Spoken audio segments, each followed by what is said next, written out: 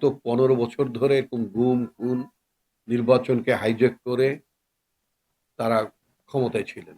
তাদের ক্ষমতার উৎস কখনোই বাংলাদেশের জনগণ ছিল না। তাদের ক্ষমতার উৎস ছিল শুধুই মাত্র ভারত। তারা বলতে পছন্দ করতেন তারা বলতে পছন্দ করতেন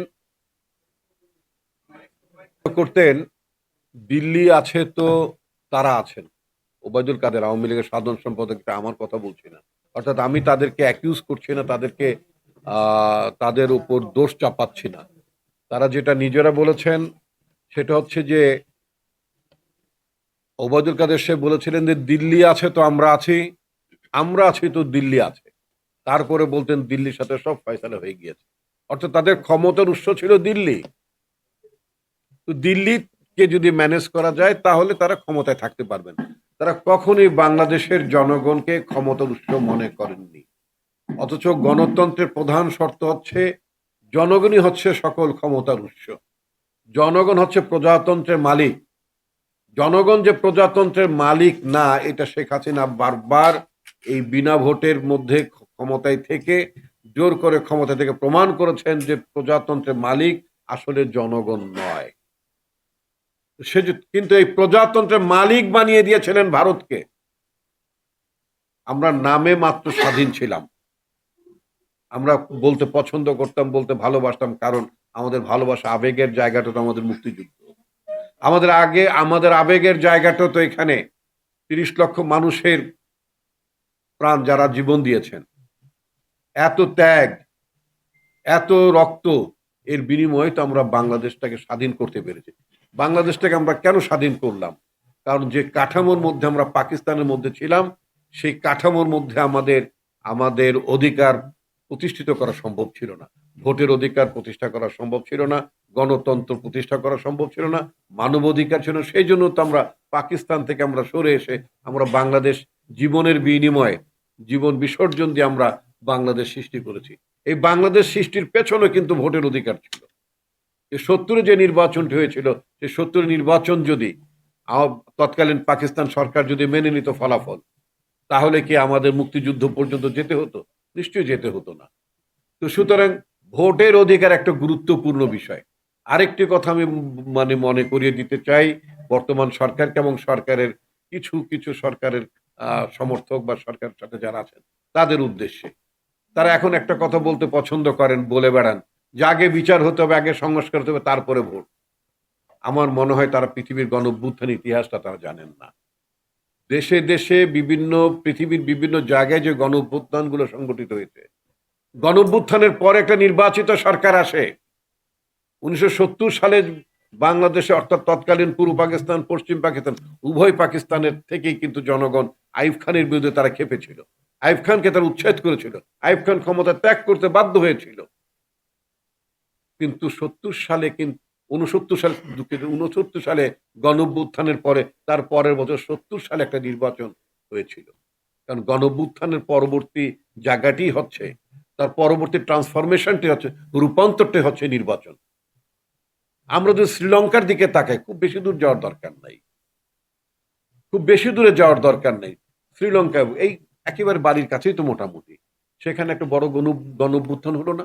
ওই দেশের ওই প্রজাতন্ত্রের মালিকেরা প্রেসিডেন্টের শয়ন কক্ষে সেই পালঙ্কের মধ্যে বসে পা তুলে দিয়ে তারা যে প্রজাতন্ত্রের মালিক, এটা তারা দেখিয়ে দেন নাই? দেখিয়ে দিয়েছেন তো। তো অভ্যুত্থান তো হলো। ওখানকার প্রেসিডেন্ট পালিয়ে গিয়েছেন, রাজাপাকসের ভাই পালিয়ে গেছেন, রাজাপাকসে পালিয়ে গিয়েছিলেন। তো তারপরে কি ফলাফলটা? এরপর তো নির্বাচিত সরকার। That is the solution. আমরা যদি টিউনিশিয়ার দিকে যদি তাকাই, সেখানে কি হল? গণঅভ্যুত্থান হলো, নির্বাচন। আরব স্প্রিং, আরব বসন্তের নাম আপনারা নিশ্চয়ই সবাই জানেন, আপনারা প্রত্যক্ষ করেছেন। এই আরব বসন্তের পরে যে জাগরণ ঘটেছে, যে বিভিন্ন দেশে দেশে যে জাগরণ ঘটেছে, স্বৈরাচারী সরকারগুলো যখন পতন ঘটেছে, তারপরে ফলাফলটা কি? ফলাফলটা নির্বাচন। সুদানের কি? নির্বাচন। সমস্ত জায়গায় নির্বাচন। স্লোভাকিয়া নির্বাচন। নির্বাচন হচ্ছে একমাত্র সলিউশন। কারণ নির্বাচন যদি প্রকৃতপক্ষে একটা ভালো নির্বাচন হয়, তাহলে সরকার জনগণের কাছে জবাবদিহিতা করে। কারণ জনগণ চায় তার ভোটে এমপি হবে, সেই এমপিদের ভোটে প্রধানমন্ত্রী হবেন। সুতরাং ভালো কাজ না করলে যদি গণতন্ত্রের প্র্যাকটিসটা থাকে, ভালো কাজ না করলে জনগণ তাকে আর দ্বিতীয়বার ক্ষমতা আসতে দেয় না, এবং ক্ষোভের মধ্য দিয়ে সে সরকারের পতন ঘটে। Democracy is the answer.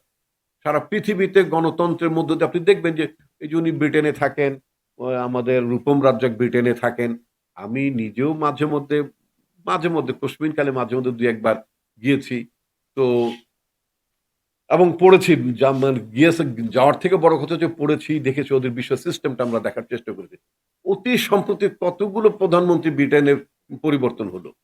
ঋষি সুনাকের পরিবর্তন হলো, তারপরে আপনার ওই যে লিজ ট্রুসের পরিবর্তন হলো, তারপরে আপনার বরিস জনসনের পরিবর্তন, মাত্র কয়েক মাসের ব্যবধানে ৩টা-৪টা প্রধানমন্ত্রী বদলে গেল সেই দেশে। বিকজ গণতন্ত্র। ওখানে খুনোখুনির ঘটনা ঘটেনি, গুমের ঘটনা ঘটেনি, কারাগারে পাঠানোর ঘটনা ঘটেনি প্রতিপক্ষকে। কিন্তু গণতন্ত্র হচ্ছে অ্যান্সার।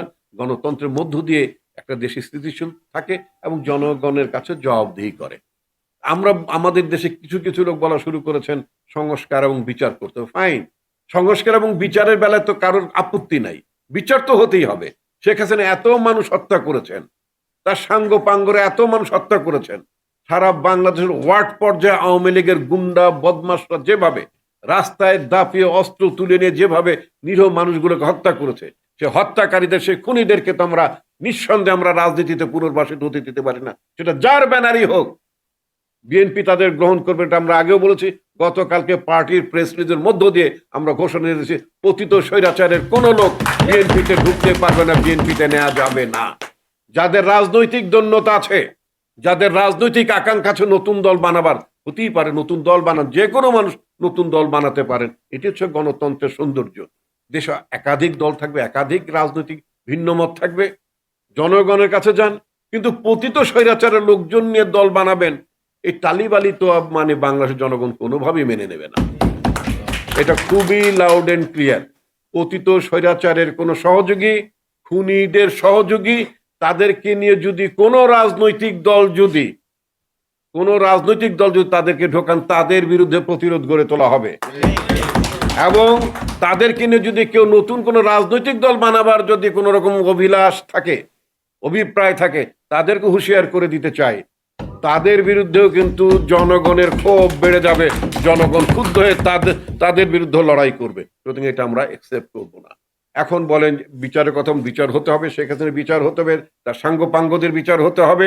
সেটা সচিবালয় বলেন, সেটা পুলিশে বলেন, বিচারালয়ে বলেন, যারা জনগণের বিরুদ্ধে দাঁড়িয়েছে, জনগণ অধিকার হরণ করেছে, দেশের টাকা লুট করেছে, দেশের সম্পদ বিনষ্ট করেছে, তাদের প্রত্যেককে আমরা বিচার আওতায় আনবো। এই বিচার চলবে বছরের পর বছর।